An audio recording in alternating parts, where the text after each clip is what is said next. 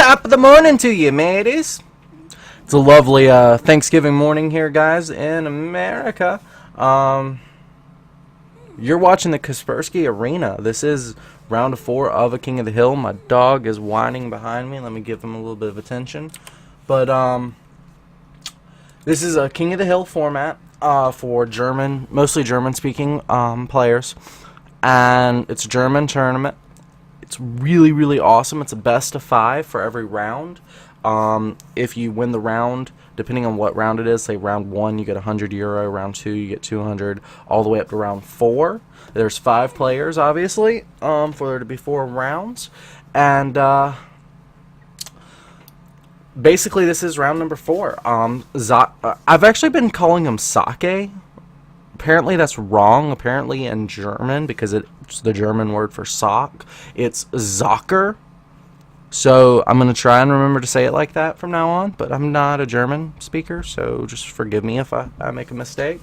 Either way, Socke did go ahead and knock out KotH. KotH had played against Daishi, who had beat Monty. Now, Daishi and KotH never actually got to finish their matches. Partway through the 3rd match, Daishi disconnected and didn't return, so KotH was given the ability to just move on to the next round. They're going to play for that $200 prize at a later date, which I'm excited to see who comes out ahead. But yeah, for now, we're round number 4, and it's going to be LiquidTLO versus aTnSocke, which is definitely going to be a exciting match. Actually, boom, there's the right scene. Sorry about that, guys. It's going to be on aTnSocke Waste, as you can see from the scoreboard. So what I'll do is go ahead and play the map introduction, and I'll see you guys on the flip side.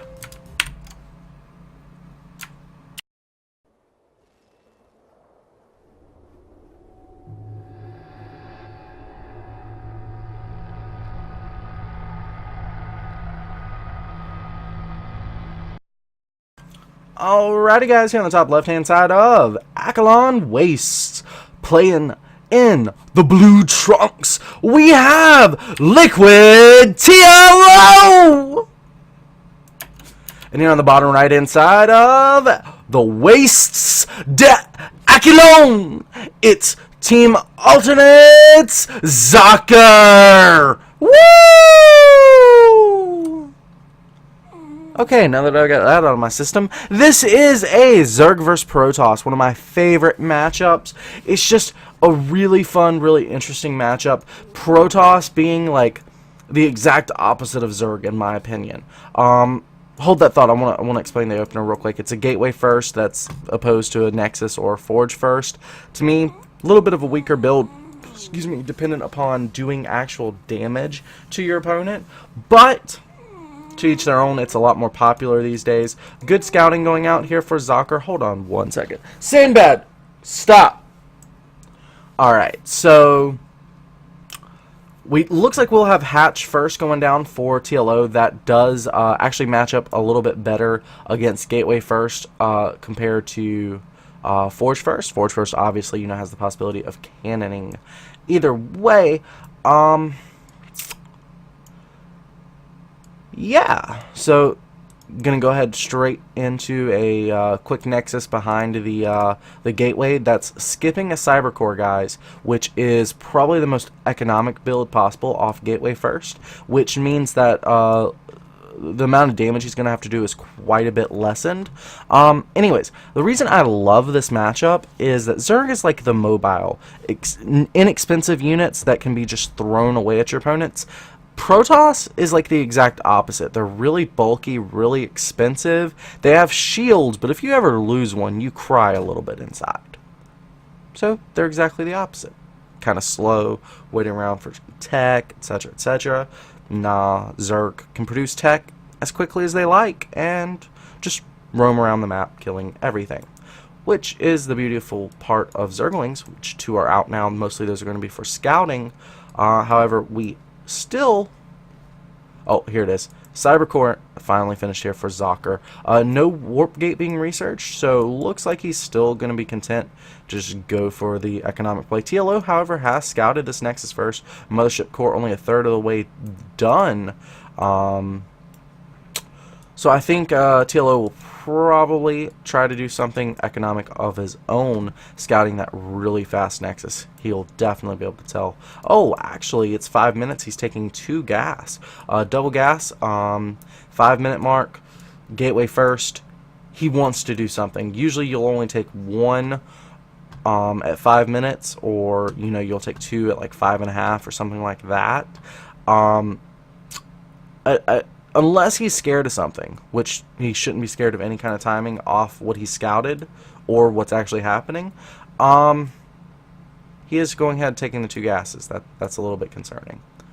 But let's see what he make. Oh, okay, he's only mining 2 from here, so he's got something in planned. Unless it's just a bold mistake, I'm not sure. Either way, Ling's going ahead, getting targeted down here by the Mothership core. Zealot Stalker going to apply a little bit of pressure. Alright, so it looks like he was a little bit scared of something. 2 queens in position, 3 queens actually. Spinecrawler on the way. He's got Lings in production as well. Mothership core losing a lot of its shield, some of the HP on it as well. Queen going down pretty low, but 1 queen for 1 Mothership core means the attack is over, which is perfectly fine for TLO. Lose it or not. Yes, he does go ahead and lose that, but he's not even going to miss injects. He's still got 2 queens left. Actually, this hero Zealot and the Stalker coming up behind it. He can't lose the 2nd queen. Yeah! TLO goes and kills off Zocker's Stalker. Try saying that fast. Zocker's Stalker. Yeah, this has to be a mistake right here. It's still not been replaced. Now, there's a lot of Lings on the way. No Ling speed, but he's got the Lings, so he might as well use them. 2 Stargates are in production, however. That's going to be a little bit scary for our Zergy McFerguson. Zerg will not scout the Stargates either. They're hidden in the main. However, the Ling's going to do a lot of damage here, it looks like, to these gateways at least. These gateways probably just laid down to block the Lings from coming in. Yeah, that's why he's dropping down 2 more. Okay, that'll work. Force fields are there as well. Ooh, that didn't look like a cancel. Okay, force fields going ahead, canceling that. Cybercore going to go down though. Cybercore is already in production, so Socke knows this is coming. However, this is a very dedicated attack here by TLO. TLO, however, beginning to lose this this battle. At least to some degree. Now, he doesn't mind trading. As long as he's forcing buildings to be made, he's at least forcing resources to be spent, which those Lings are basically misspent resources to begin with. So it works out very, very well for him to do this. And behind all this, he's actually getting a Nidus network and an infestation pit. I'm not sure if the infestation pit is going to be infestors, but I sure as hell don't see why swarm hosts would pair up with a Nidus network. Yet again, this is TLO, and he teaches me shit on a daily basis. Well, not like personally, but, you know, just watching him. Yeah, dude's crazy. I'd like him to teach me, you know. That would be pretty cool. Alright, so it looks like it's going to be Lings in the Nidus. Where's the Nidus going to sprout, though? Ooh, Mothership core hunting around for it. Interesting. 2 oracles are on the way. We saw Socke with a very aggressive style in his previous round up against KotH. He's kind of sitting back on the haunches now, but he's got the oracles, 2 more oracles on the way. He was really favoring oracles in the last matchup as well, so it's interesting to see him going for 3rd and 4th one, and it looks like it is going to be swarm host actually for TLO. Maybe he'll use the swarm host defensively. Ooh, actually the Nidus network getting scouted, and okay, so the Nidus network is going to be how swarm hosts get home, being that swarm hosts are super, super slow. Gotcha, that's starting to make some more sense. Alright, now we've got drones being sent out. Alright, so it's going to be spore crawlers. Interesting way of doing this, actually. You see cats using this style, but he uses the creeps to spread the queens to spread the creep. Well, instead, he's just using the Nidus network to get the queens and the swarm hosts in position and bring the drones straight from home. That's awesome, but it presents this little timing attack that Socke can do on that location, which may, in fact, set TLO pretty far behind. That Nidus network is actually really expensive, and he's lost a lot of drones in building these buildings. Void Rays have been scouted now and are getting targeted down. So Void Rays being something that most Zergs actually are pretty scared of these days. Alright. So we've got this small move out here by Socke. Let's see what ends up happening. Oh, Nidus network coming in at the 3rd. But, yeah, he's going to want to be a little bit more in position for the attack on his own natural. Now the thing is, TLO does not have a 3rd of his own. It's already 12 minutes into the game. This is completely abnormal. Socke's got to be thinking, whoa, there's no 3rd. He needs a 3rd. What am I supposed to attack if there's no 3rd? He's even forced to use some force fields to stop these locusts from coming in and killing sentries, except, you know, he still lost a sentry. Now the swarm hosts are in position to go ahead and kill off the nexus as well. Wow, this is not looking good for Socke, and that's also not canceled. Wow, TLO really using this Nidus to its full potential here.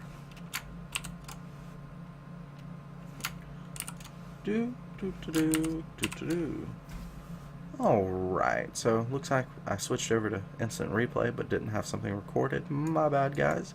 Nidus network going into the main. Super mobility with the Nidus network. Now, he can also go straight home using the swarm hosts defensively.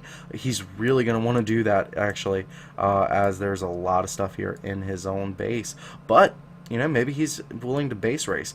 There's a lot of spine crawlers here. He's going to have to force a lot of trades here by Socke. Socke not really in a position to reinforce his units, that being the closest pylon there, and most of those zealots do get cleaned up. With queens left, he can pretty much chew through the rest of these void rays and oracles, and you know, there are still swarm hosts on the map as well. Looks like TLO definitely taking a favorable position in this game. Wow, I did not realize that, you know, this was even possible.